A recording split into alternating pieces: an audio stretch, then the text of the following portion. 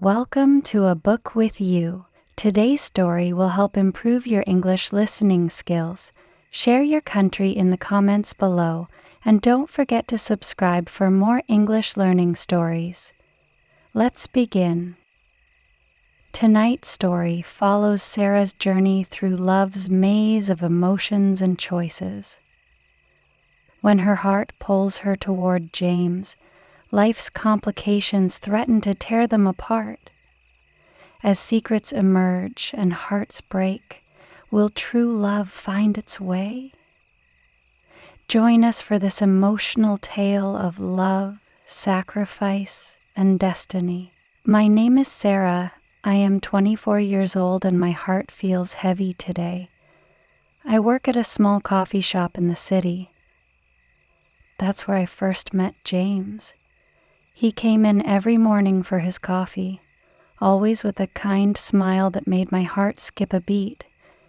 James was different from other customers. He would stay and talk with me when the shop wasn't busy. His gentle voice and warm brown eyes made me feel special. Each day, I looked forward to seeing him. One rainy morning, James didn't come alone. A beautiful woman was with him. My hands shook as I made their coffee. "This is Emily," he said. "My friend." I saw how Emily looked at him. She wasn't just a friend. That night, I cried in my room. I wrote in my diary, "Why did I let myself fall in love with him? I should have known someone like James would have someone in his life." Oh, days passed slowly. James still came to the shop, but now things felt different. Sometimes he came alone, sometimes with Emily. Each time I saw them together, my heart broke a little more. One evening, as I was closing the shop, James came back. He looked troubled. "Sarah," he said softly, "can we talk?" We sat at a corner table. James held his coffee cup tightly. "I need to tell you something," he said. His voice was shaking. "I feel something for you, something strong, but..." I felt tears in my eyes. "But what about Emily?" I whispered. James looked down. "Emily and we've known each other since childhood. Our families want us to get married. They've planned everything. But my heart..." He stopped, looking into my eyes. "My heart wants you, Sarah." I couldn't breathe. The words I had dreamed of hearing now brought pain instead of joy. "James," I said, my voice breaking, "we can't do this.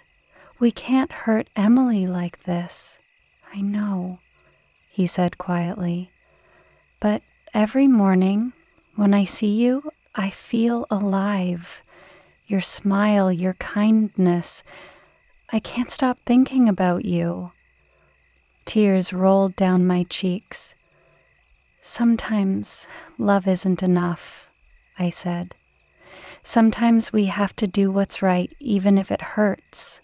James reached for my hand, but I pulled away. "You should go," I said. "Please." He stood up slowly. "Sarah," he began, but I shook my head. That night I couldn't sleep. My phone showed messages from James. "Please talk to me. I need to figure this out. I can't lose you." I hugged my pillow tight, crying. How could something that felt so right be so wrong? I thought about Emily, about James's family, about all the hearts that could break. The next morning, I called in sick to work. I couldn't face James. I couldn't face my own feelings. My friend Lisa came to check on me. "You're in love with him, aren't you?" she asked gently.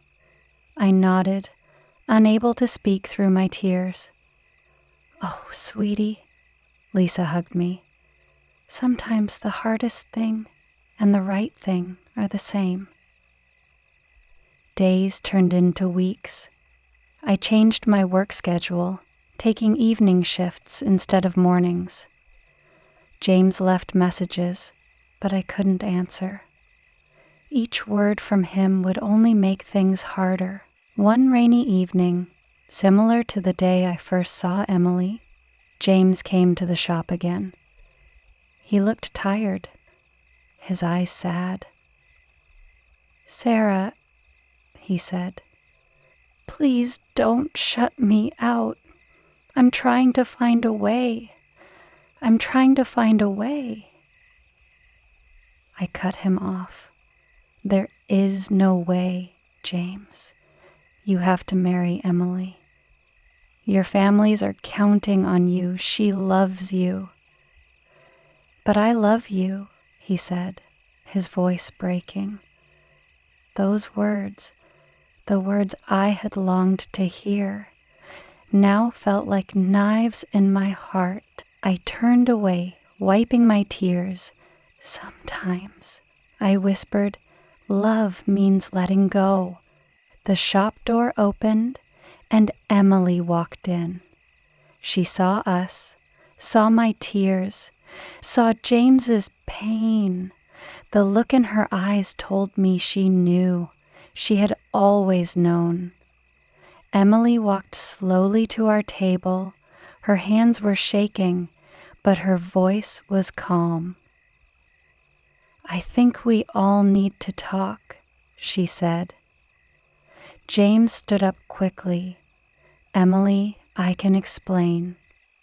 Emily raised her hand to stop him. "Let me speak first." "Oh, I've known for months, James. I see how you look at Sarah.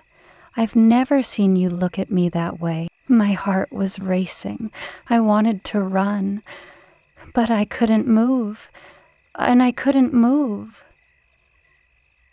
"Our families arranged everything," Emily continued, her voice trembling. "They thought we were perfect together because we grew up together, but we can't live our lives for other people, can we?" James looked shocked. "What are you saying?" Emily took a deep breath. "I've been keeping a secret too. Do you remember, Michael? From university?" James nodded slowly. "Oh my goodness, there's actually a story that we didn't get to share earlier. He didn't want me to tell you, and I felt... I love him, James. Oh my goodness, there's actually a story behind the scenes. I love him, James. I always have. But I was too afraid to tell anyone because of our families. There's a story that went all the way back to the 18th and 19th centuries." Emily smiled sadly. "For the same reason you couldn't tell me about Sarah. We were trying to do what everyone expected of us. I watched them, these two people trapped by expectations and traditions. My own tears fell freely now. What will our families say?" James looked worried. "They'll be angry," Emily said. "They'll be disappointed."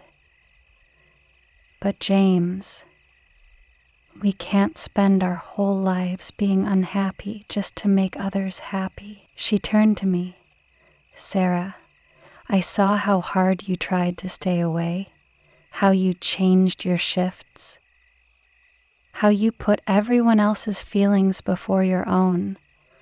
But love, real love, it's rare. When you find it, you have to be brave enough to hold on to it." James reached for my hand. And this time, I didn't pull away. His touch felt like coming home. "It won't be easy," Emily said, standing up. "Our families will need time, but we all deserve a chance at real happiness." As Emily walked to the door, she turned back one last time. "Be happy, both of you. And James, I see you at the family dinner on Sunday. We'll tell them together." After she left, James and I sat in silence. Finally, he spoke. "I'm sorry I wasn't brave enough before. I was so afraid of hurting everyone that I ended up hurting you instead." I squeezed his hand. We were all trying to do the right thing. "Sarah," he said, lifting my chin so I would look at him. "I love you. No more hiding, no more running. Whatever comes next, we'll face it together." For the first time in weeks, I smiled. A real, happy smile. "Together," I whispered. 1 year later, I still work at the same coffee shop. James still comes in every morning for his coffee, but now when he smiles at me, I can smile back without any pain in my heart. Emily married Michael in a small ceremony last month. James and I were there to celebrate with them. Our families are slowly accepting the changes. Some days are still hard, but we're all happier now, living our truth. Sometimes the hardest choices lead us to the greatest happiness. Sometimes you have to trust your heart, even when the path seems impossible. And sometimes love finds a way to make everything right in the end. Life isn't always simple. Love isn't always easy. But when you find the courage to be honest with yourself and others, beautiful things can happen. James and I are proof of that. If you enjoyed this story, please like, subscribe, and share. See you in the next video.